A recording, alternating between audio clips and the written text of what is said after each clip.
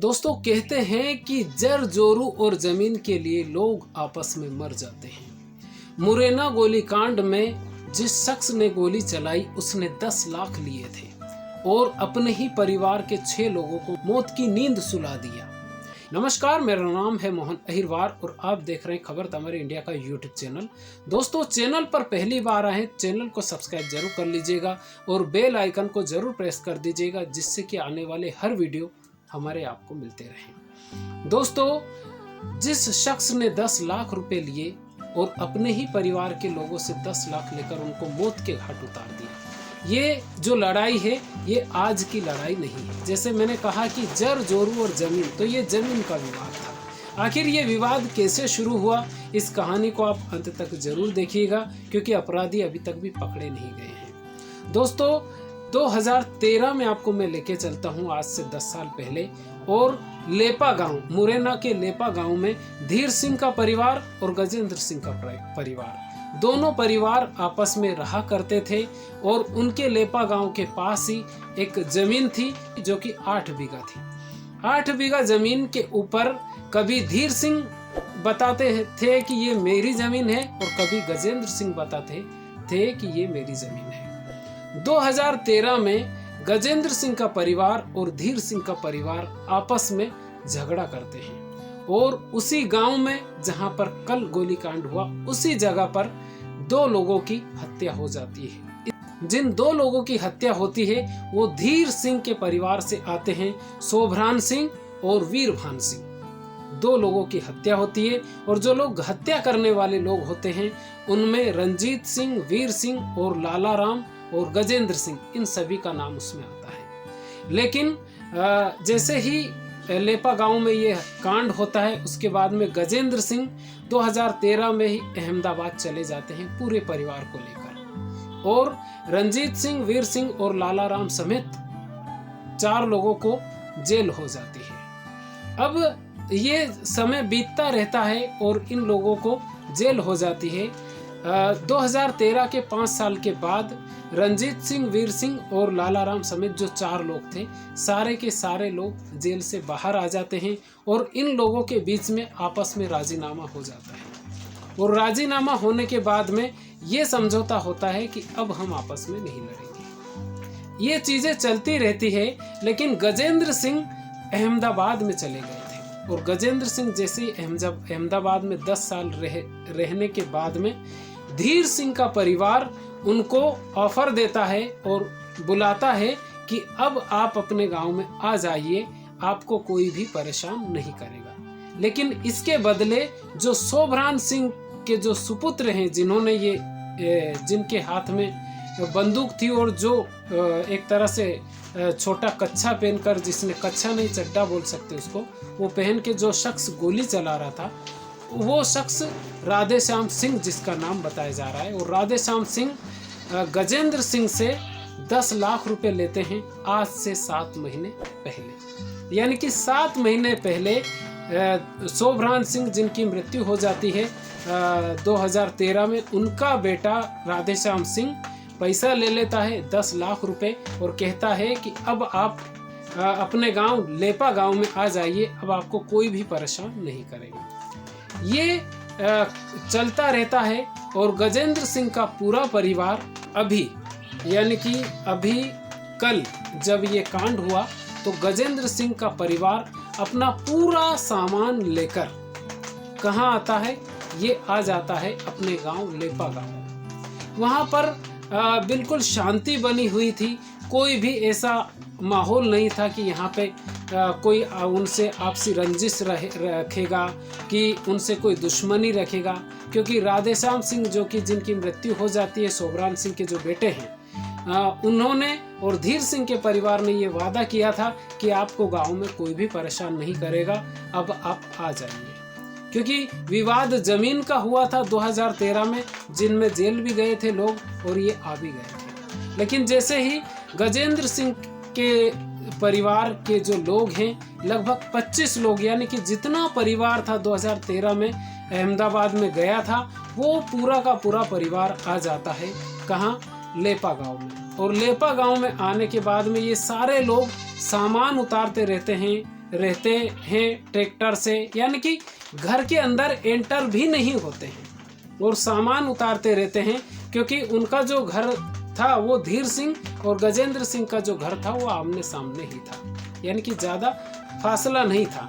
तो सामान उतारते रहते हैं, उसमें अचानक धीर सिंह के परिवार के 8 लोग, बताया जा रहा है कि उसमें 8 लोग शामिल थे, महिलाओं समेत।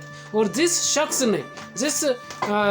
राधेश्याम सिंह ने 10 लाख रुपए गजेंद्र सिंह से लिए थे, वो राधेश्याम सिंह बंदूक लेकर आता है और अंधाधुंध फायरिंग कर देता है। इस फायरिंग में जब फायरिंग हो रही थी तो एक शख्स ने उनका पूरा वीडियो बना लिया और वीडियो न्यूज़ चैनलों पर भी चल रहा है अभी। और जैसे वो फायरिंग करता है, उसमें एक महिला, वैसे आपने देखा होगा कि हमारे परिवार में या आपके परिवार में जब झगड़ा होता है तो जो हमारे परिवार की जो महिलाएं होती है वो सुलझाने का काम करती है केस को। अगर कोई लठ लेके आ जाता है, कोई मारने के लिए जाता है या मारने के लिए जाता है, तो महिलाएं समझाती है।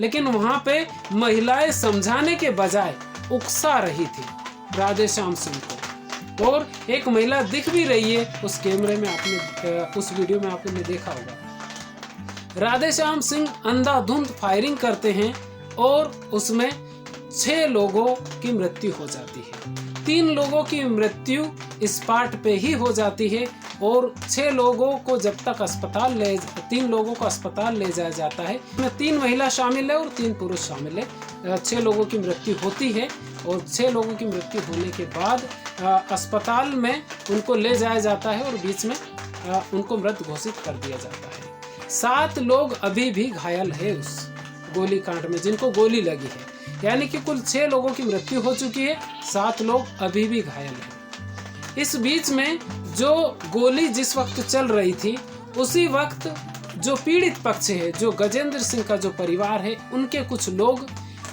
सिहोनिया थाना, जो कि मुरैना में सिहोनिया थाना पड़ता है, वहाँ पर जाते हैं और कहते हैं कि हमारे गांव में गोलियां चल रही है। एक पुलिस वाला वीडियो में दिख भी रहा है, उससे कहते हैं कि आप चलिए, हमारे गांव में गोलियां चल रही है और इतने लोग मर गए हैं। लेकिन वो जो पुलिस वाला है वो साफ साफ दिख रहा है, वीडियो में दिख रहा है, वो ये कह रहा है कि पुलिस अभी है नहीं, मरने हैं तो मरने दो। यानी कि हमारे देश की पुलिस का बयान आता है, बयान नहीं आता है, वो बंदा कहता भी है, और उधर गोलियां चल रही होती है। आप सोचिए, अगर उसी वक्त पुलिस वाले अगर पहुंच जाते तो कुछ राहत मिल सकती थी। और जो धीर सिंह का जो परिवार था, जो कि जितने भी लोग थे सारे लोग उसके बाद में फरार हो जाते हैं। ये लोग, कुछ लोग जो जिनको गोली लगी थी, कुछ लोगों को तो वो अस्पताल में लेके जाते हैं और कुछ लोग थाने में जाते हैं, पुलिस वाले से बातचीत करते हैं। लेकिन पुलिस वाला कहता है कि यहाँ पे 10 पुलिस वाले हैं, 50 पुलिस वाले नहीं है, बाद में आएंगे, ऐसा उनका कहना था। यानी कि पुलिस वाले अगर चाहते तो अपराधियों को वहीं पे पकड़ सकते थे, लेकिन पुलिस वालों ने इतनी मेहनत भी नहीं की। और एमपी पुलिस का ये जो एक तरह से ये एक ऐसा चेहरा है कि गोलियां चल रही है और पुलिस वालों के मतलब सिर पे जूं तक नहीं रेंगती है, उनको चिंता नहीं होती है। उसके बाद में जब इन सभी लोगों को मृत घोषित कर दिया जाता है और सारे लोग, जो धीर सिंह का जो परिवार है, ये सारे लोग जब भाग जाते हैं, उसके बाद में पुलिस वहाँ पे पहुँचती है। और पुलिस जब पहुँचती है तब तक देखती है कि 3 लोग वहाँ पे मृत पड़े हैं और जो 3 लोग हैं जिनको मृत घोषित कर दिया गया है, मुरैना हॉस्पिटल में है। जब तक पुलिस पहुँचती है तब तक ये लोग, जो धीर सिंह का परिवार है, वो भाग जाता है। यानी इस जो गोलीकांड हुआ है, इस गोलीकांड में दोस्तों 10 लाख रुपए भी ले लिया और धोखे से बुलाया उनको, गजेंद्र सिंह के परिवार को, और उसके बाद में उनके ऊपर अंधाधुंध फायरिंग हो गई। लेकिन इसमें पुलिस वालों को सूचना दी गई थी कि पुलिस वालों जब राजीनामा हुआ उस वक्त भी पुलिस वालों के सामने ये जो मामला था ये कोर्ट में चल रहा था, यानी कि पुलिस वालों को हर चीज़ के बारे में मालूम था। ये बात तो सही है कि ये नहीं मालूम था कि गोली चला देंगे, लेकिन जिस वक्त पुलिस गजेंद्र सिंह का परिवार सामान उतार रहा था, अगर कुछ पुलिस वाले वहाँ पे आ जाते, क्योंकि शंका थी वहाँ पे कि धोखा हो सकता है, क्योंकि ये मामला ऑलरेडी पुलिस में विचाराधीन था, क्योंकि ऑलरेडी पहले 2 लोगों की हत्या हो गई थी।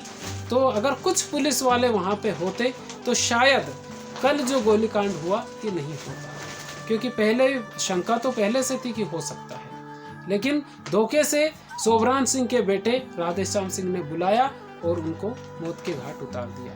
दोस्तों, इसमें पुलिस की भी लापरवाही बताई जा रही है। दूसरी बात यह है कि जर, जोरू और जमीन ये ऐसे केस होते हैं जिसमें आपस में लड़ भिड़ जाते हैं लोग। और इस केस से आपको ये जो कहानी मैंने आपको सुनाई, अभी तक भी धीर सिंह का जो परिवार है, जिन 8 लोगों ने गोलियां चलाई है या जो 8 लोग भाग गए हैं, फरार हो गए हैं, वो अभी तक पकड़े नहीं गए हैं। लेपा गांव इस वक्त छावनी में तब्दील हो गया है और छावनी में तब्दील होने के बाद में अभी वहाँ पे पुलिस है। लेकिन ये एक ऐसी कहानी है दोस्तों, अगर ये बात सच है कि धीर सिंह के परिवार के लोगों को गजेंद्र सिंह के परिवार के लोगों ने 2013 में हत्या की थी और वो लोग जेल भी गए थे, लेकिन आपस में राजीनामा किया, उसके बाद में धोखा किया और उसके बाद में ये पूरा गोलीकांड हुआ। ये जो कहानी है, इस कहानी से आपको क्या सीख मिलती है, क्योंकि इसमें पुलिस वाले का भी अहम रोल था। पुलिस का, एमपी पुलिस का पूरा रोल था इसमें। अगर वो चाहते तो बीच बचाव करके इस गोलीकांड को रोक सकते। तो इस कहानी से आपको क्या सीख मिली, आप हमें कमेंट करके ज़रूर बताइए। और चैनल पर पहली बार आए हैं तो चैनल को सब्सक्राइब ज़रूर कर लीजिएगा। खुश रहिए, अपने माता पिता का ख्याल रखिए। बारिश हमारे यहाँ पे, मैं जिस वक्त जहाँ से वीडियो बना रहा हूँ, यहाँ पे बारिश अभी आ चुकी है, आपको आवाज़ भी आ रही होगी। तो ये वीडियो आपको कैसा लगा आप कमेंट करके ज़रूर बताइए। खुश रहिए, बहुत बहुत धन्यवाद।